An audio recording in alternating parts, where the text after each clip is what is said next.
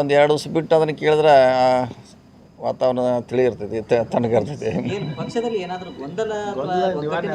ಗೊಂದಲ ಏನಿಲ್ಲ, ಏನು ಗೊಂದಲ ಏನಿಲ್ಲ, ಸರಿನೇ ಇದೆ.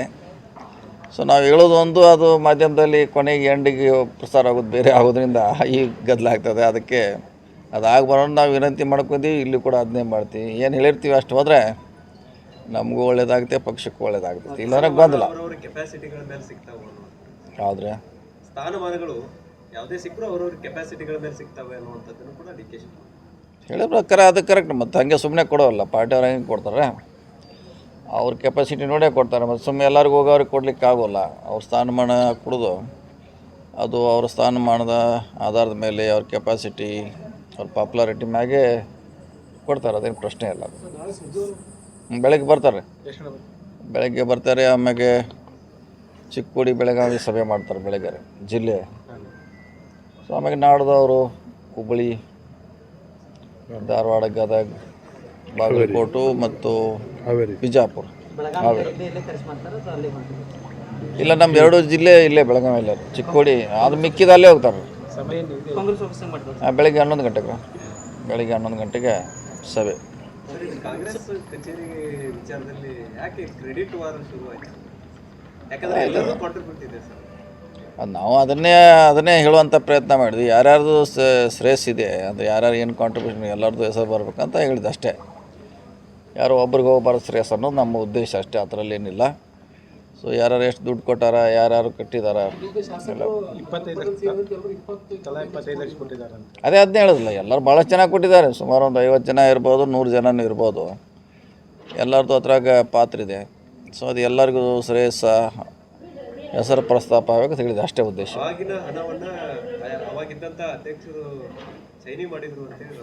ಇಲ್ಲ, ಅದನ್ನ ಯಾವಾಗ ಅವನ ಚೈನು ಲಿಸ್ಟ್ ಅವ್ನು ನಮ್ಗೆ ಸಂಬಂಧಪಟ್ಟದಲ್ಲ ಅದು.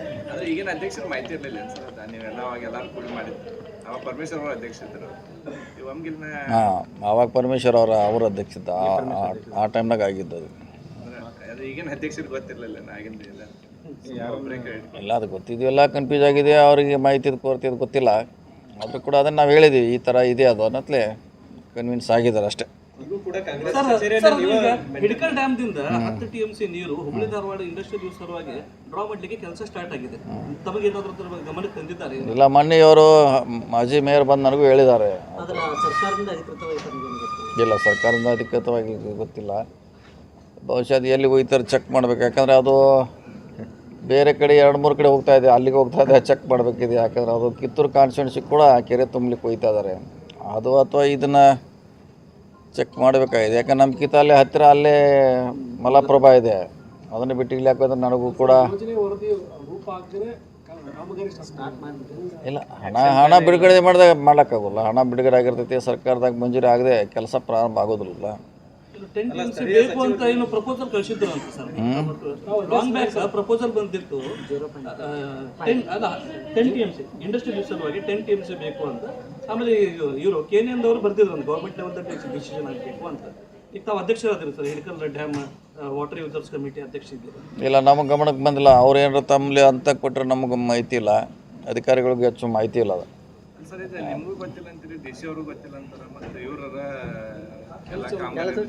ಇಲಾಖೆ ಬೇರೆ ಇದ್ರಲ್ಲ, ಅದು ನೀರಾವರಿ ಇಲಾಖೆ ಇದೆ. ಅದು ಇಲ್ಲ, ಅದು ಅಲ್ಲಿಂದ ಬೆಂಗಳೂರಿಂದ ಅದಕ್ಕೆ ಕೊಟ್ಟಿದ್ರೆ ಕೈಗಾರಿಕೆ ಇಲಾಖೆ ಬೇರೆ ಇದೆ. ನೋಡೋಣ, ಚೆಕ್ ಮಾಡೋಣ. ನಾನು ಇಮಿಡಿಯೇಟ್ ನನಗೆ ಅದ್ರ ಬಗ್ಗೆ ಮೊನ್ನೆ ಹೇಳಿದ್ದಾರೆ. ಸೊ ಚೆಕ್ ಮಾಡ್ತೀನಿ.